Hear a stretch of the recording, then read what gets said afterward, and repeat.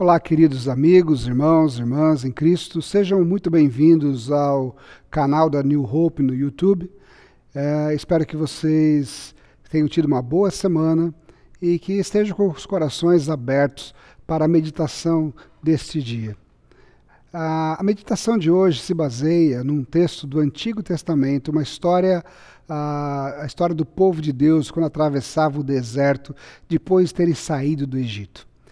O texto se encontra em Êxodo, capítulo 17, versículo 1 a 7. Eu gostaria que você me acompanhasse nessa leitura desse texto.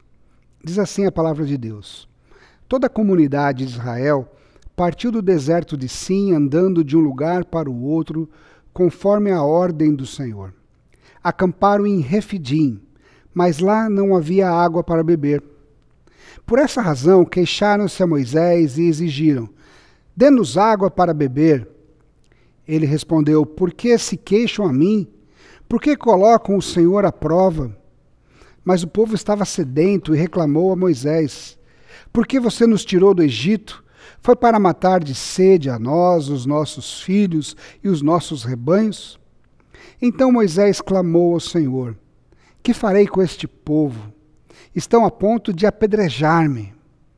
Respondeu-lhe o Senhor: Passa à frente do povo, leve com você algumas das autoridades de Israel, tenha na mão a vara com a qual feriu o Nilo e vá adiante.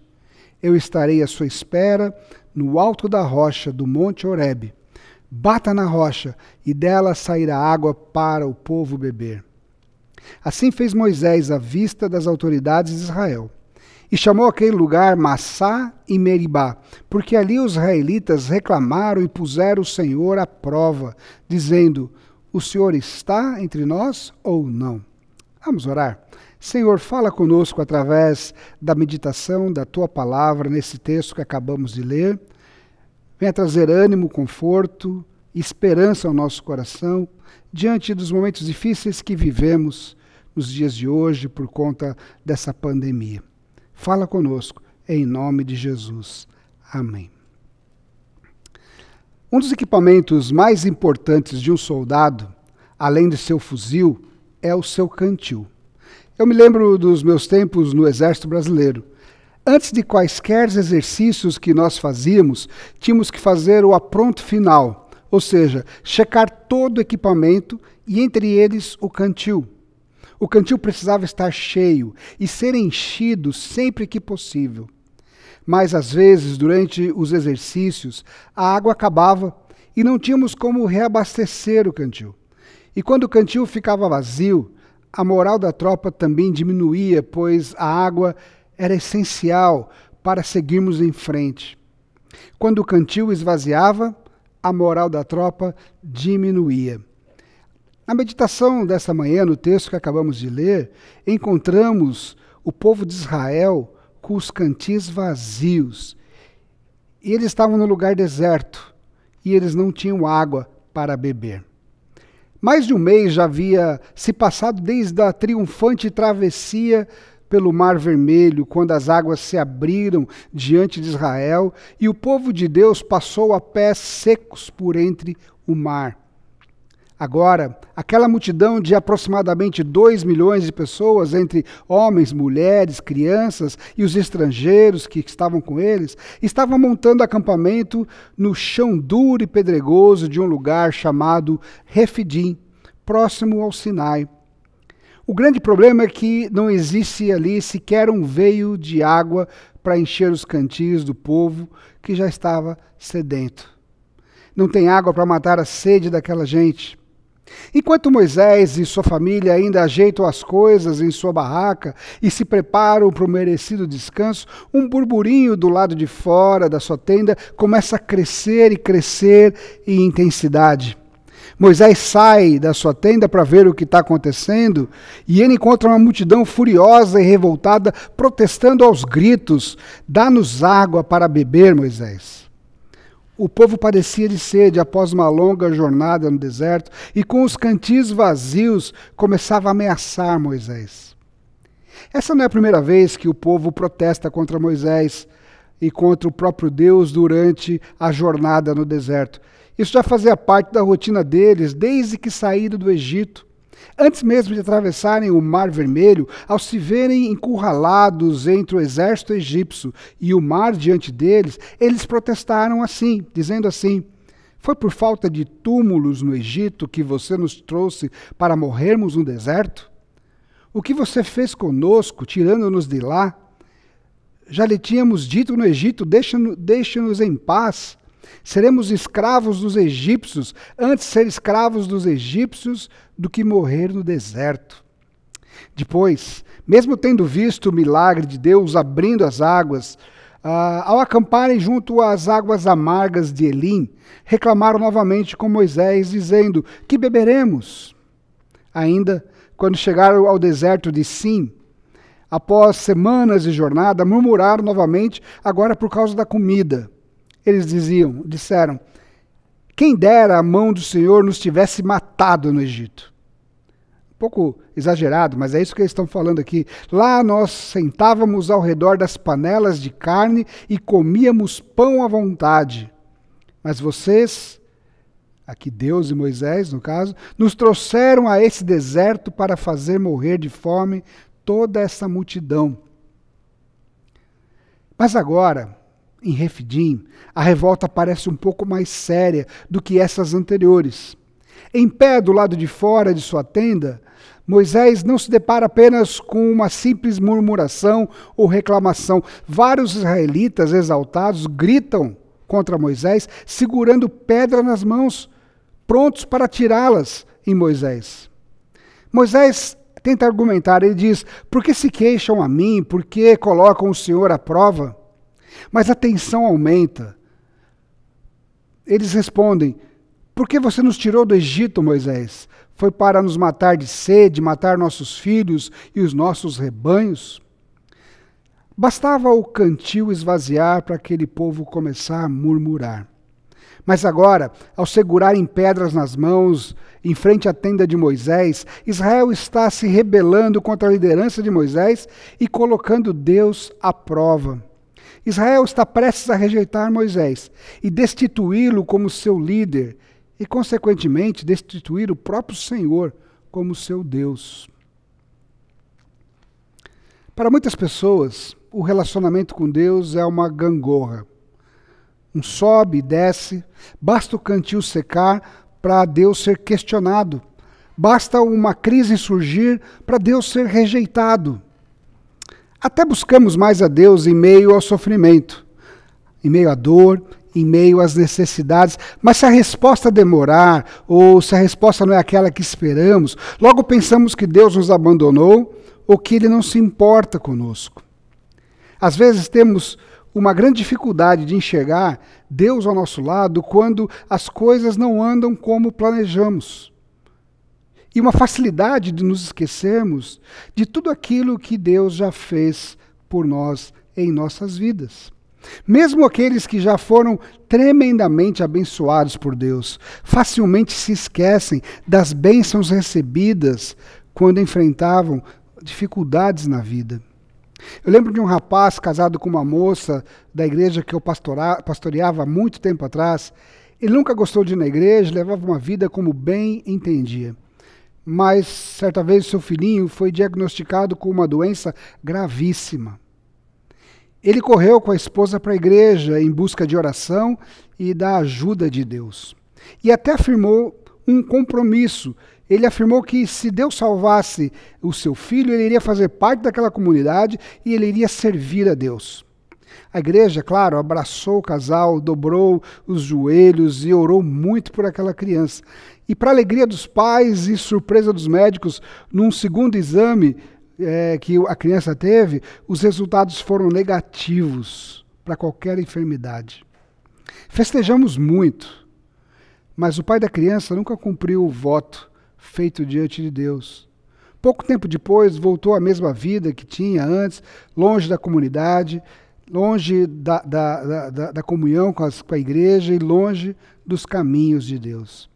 O ser humano é assim, busca Deus quando precisa e depois rejeita-o quando acha que não precisa mais.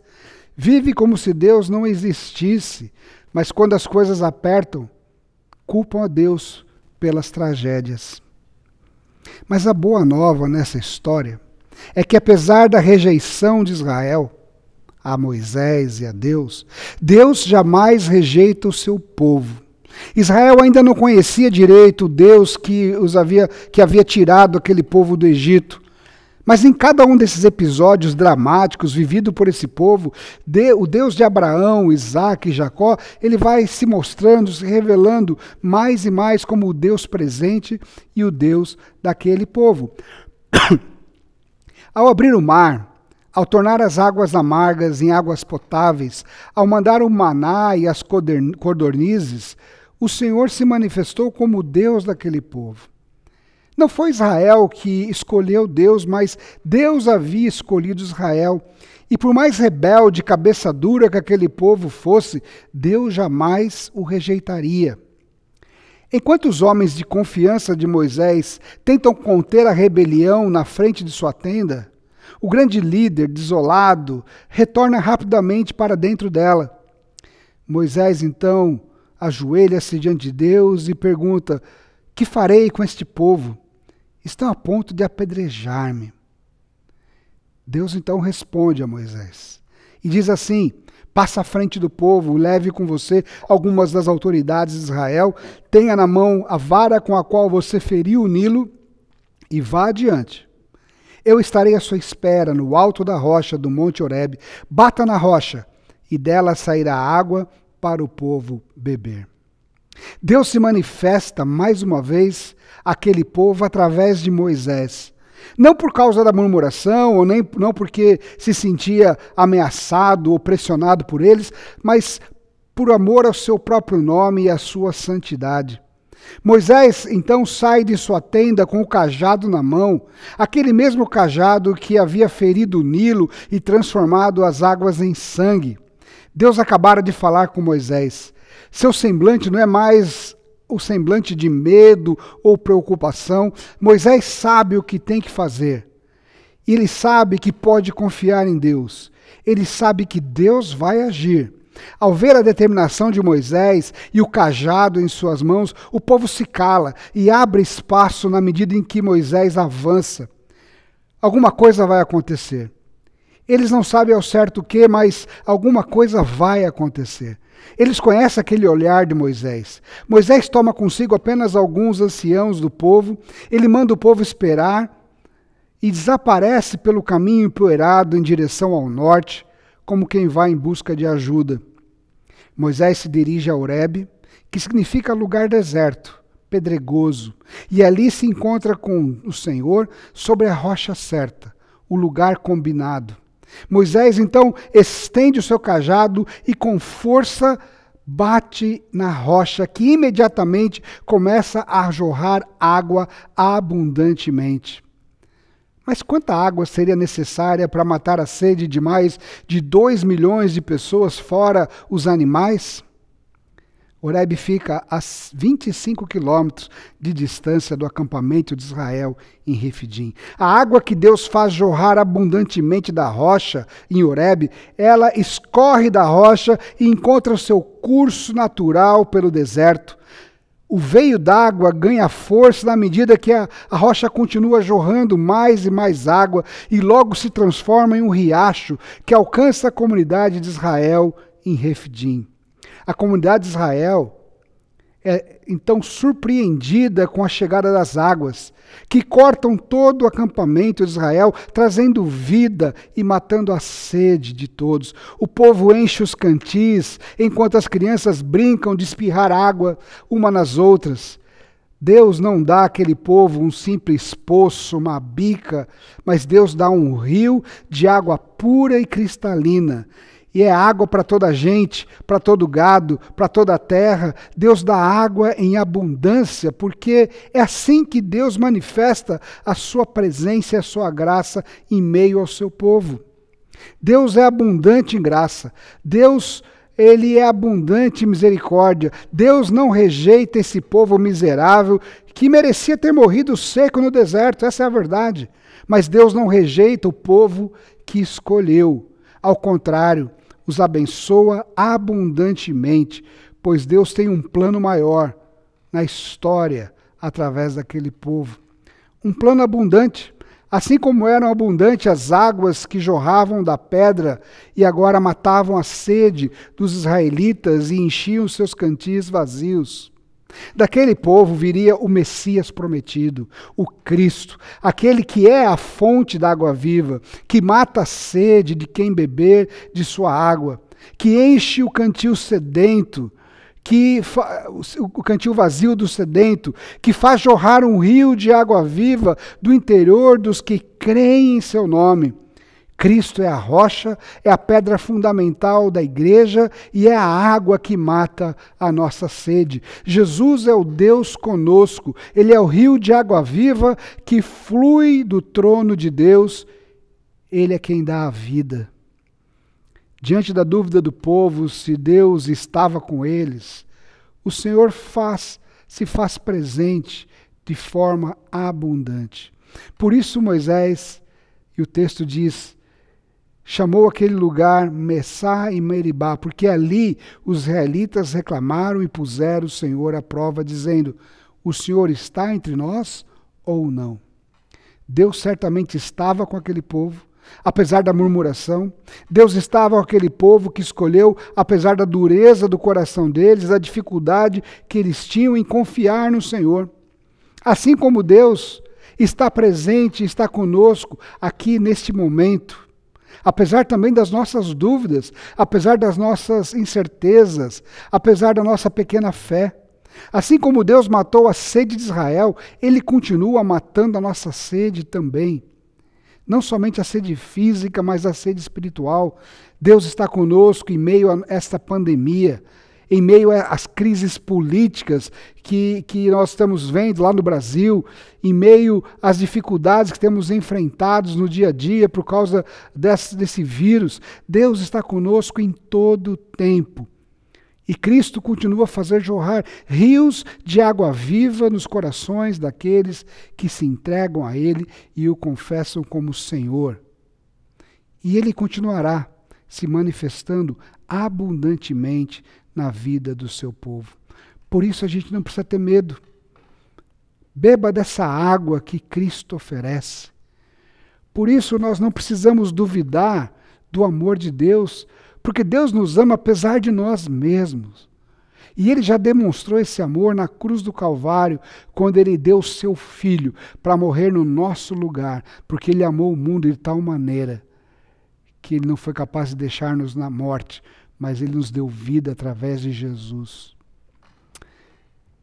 Que o Deus presente, o Deus que não rejeita o seu povo, faça-o enxergar o quanto você é importante, o quanto Ele te ama. Que Ele possa matar a sua sede, que Ele possa encher o seu cantil e que você possa prosseguir nessa jornada de fé ao lado de Cristo. Essa é a minha oração, no nome de Jesus. Oremos. Senhor, obrigado por essa palavra, que ela venha motivar, encher o nosso coração de paz, de alegria e da certeza de que o Senhor está aqui presente, do nosso lado, em toda a circunstância. Louvado seja o teu nome, no nome de Jesus, nosso Senhor. Amém. Uma boa semana, que Deus te abençoe.